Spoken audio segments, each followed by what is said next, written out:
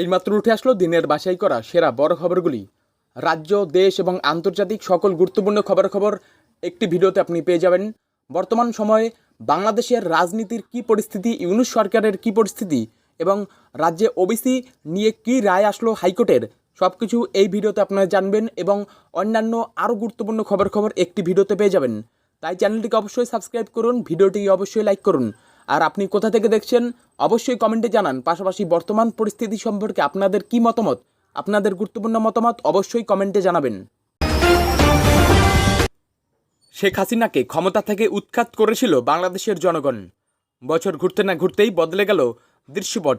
এবার মোহাম্মদ ইউনূসকে ক্ষমতা থেকে উৎখাতের ডাক দিলেন বাংলাদেশের প্রাক্তন প্রধানমন্ত্রী শেখ হাসিনা। দোলাচলে বাংলাদেশ। জল্পনা শোনা যাচ্ছে অন্তর্বর্তী সরকারের প্রধান মোহাম্মদ ইউনূস ইস্তফা দিতে চান। এই নিয়েই তোলপাড় হচ্ছে বাংলাদেশ। এর মাঝেই বাংলাদেশের প্রাক্তন প্রধানমন্ত্রী শেখ হাসিনা অন্তর্বর্তী সরকারের প্রধান মোহাম্মদ ইউনূসকে উৎখাতের ডাক দিলেন। একই সঙ্গে মানুষের পাশে দাঁড়ানোর জন্যে আওয়ামী লীগের কর্মীদের আহ্বান জানিয়েছেন শেখ হাসিনা। তার বক্তব্য, জনগণ খুব কষ্টে আসে, তাদের পাশে দাঁড়িয়ে আন্দোলনে নামার ডাক দেন তিনি। মিটিং মিছিল করে ইউনূস সরকারের কুকীর্তি ফাঁসের আর্জি জানান হাসিনা। প্রাক্তন প্রধানমন্ত্রী অডিও বার্তায় বলেন, কি চলছে দেশে এখন, কেন কেউ কিছু বলছেন না, লিখছেন না? আমি কারোর কণ্ঠরোধ করিনি, তখন তো সবাই যেমন ইচ্ছা লিখতে পারত। আজ বাংলাদেশে কারা আছে? জঙ্গি সন্ত্রাসী গ্রুপ। আজকে অর্থনীতি ধ্বংস হয়ে গিয়েছে। 90,000 কোটি টাকা শেয়ার মার্কেট থেকে চলে গিয়েছে।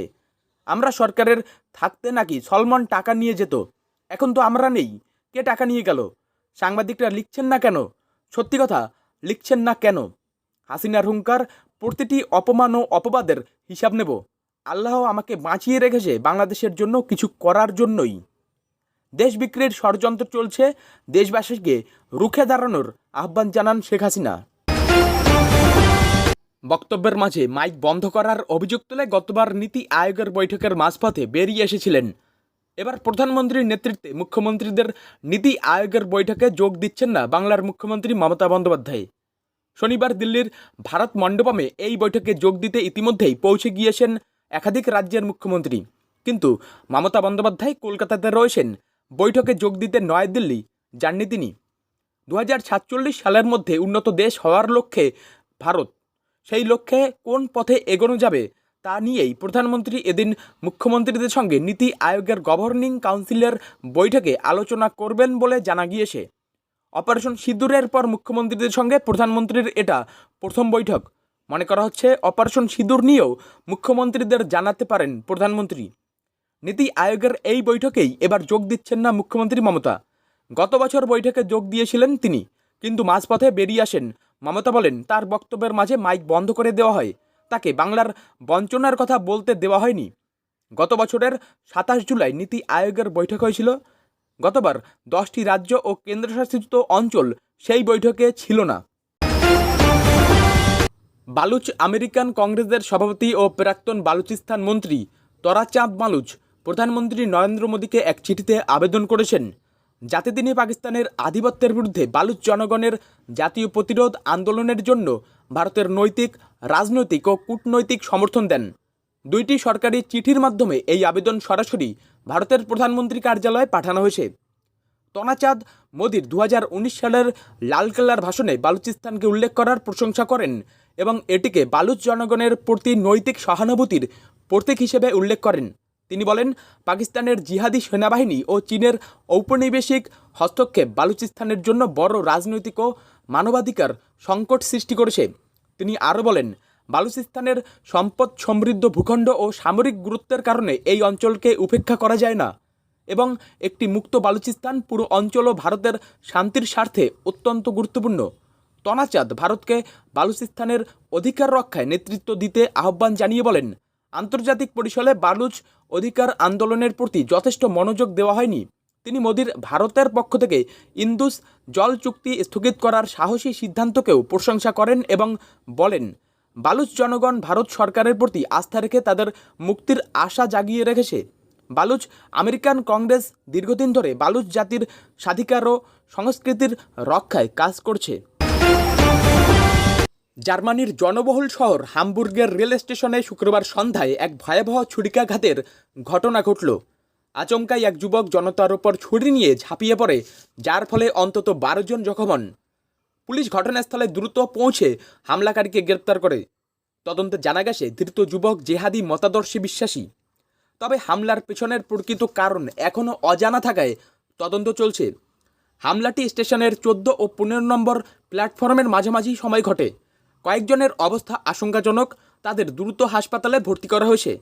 হামলাকারীর পরিচয় পুলিশ প্রকাশ করেনি, তবে জেরা করে জানা গেছে সে একা কাজ করেছে নাকি কোনো সংগঠনের অংশ, এ বিষয়ে তদন্ত চলছে। পুলিশ লোন উলফ অ্যাটাক হওয়ার সম্ভাবনা যাচাই করছে। এই ঘটনার সময় ভারতের বিদেশমন্ত্রী এস জয়শঙ্কর জার্মানিতে সফরে ছিলেন, যার কারণে নিরাপত্তা ব্যবস্থা আরও সতর্ক করা হয়েছে। দীর্ঘদিন পর জার্মানিতে এমন একটি সন্ত্রাসী হামলা হওয়ায় নিরাপত্তা বাহিনীর মাথা ব্যথা বেড়েছে।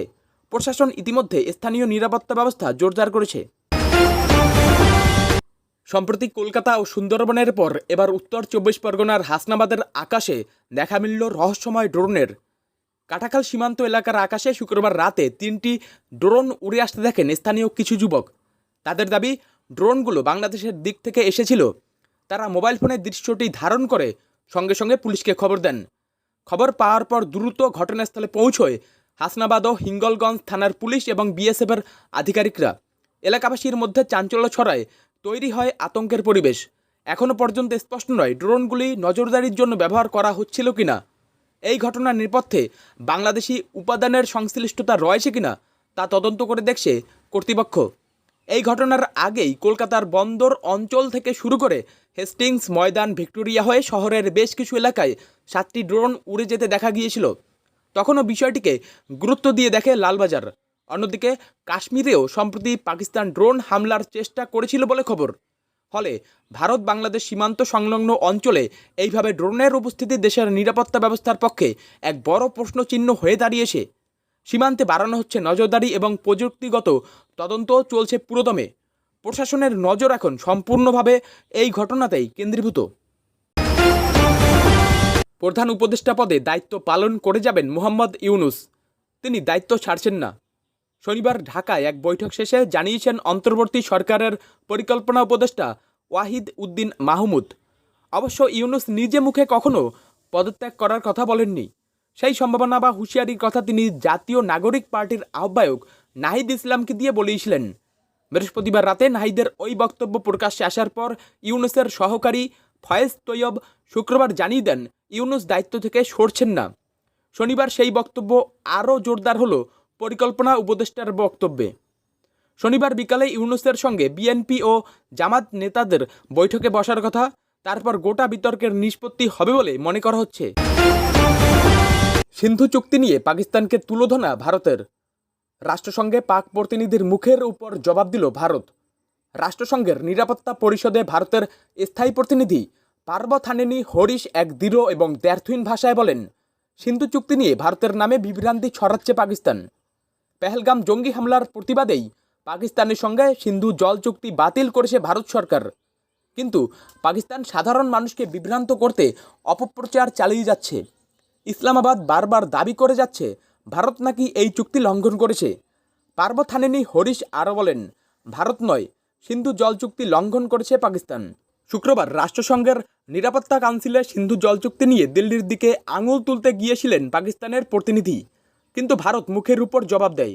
রাষ্ট্রসংঘে নিযুক্ত ভারতের স্থায়ী প্রতিনিধি পার্বত হানিনি হরিশ বলেন, পাকিস্তানের উপর আস্থা রেখেই এই চুক্তি করা হয়েছিল 65 বছর আগে, কিন্তু সেই বিশ্বাস তারা রাখতে পারেনি। চুক্তি প্রস্তাবের মূল ভিত্তি ছিল সদিচ্ছা আর বন্ধুত্ব, কিন্তু সেই বিশ্বাস, বন্ধুত্বের মর্যাদা রাখতে পারেনি পাকিস্তান।